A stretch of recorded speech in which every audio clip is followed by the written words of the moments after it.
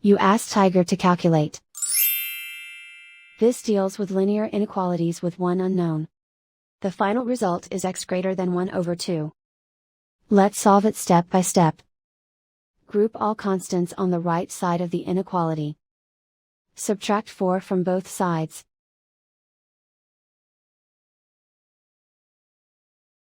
Simplify the arithmetic.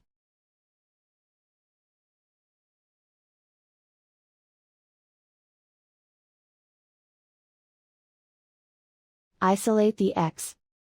Divide both sides by -2. Whenever you multiply or divide by a negative, reverse the inequality sign.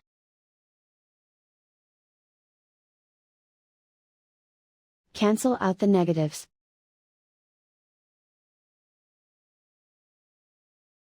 Simplify the fraction.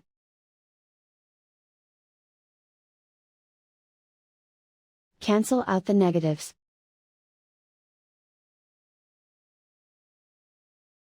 Plot the solution on a coordinate grid. And so the final result is x greater than 1 over 2.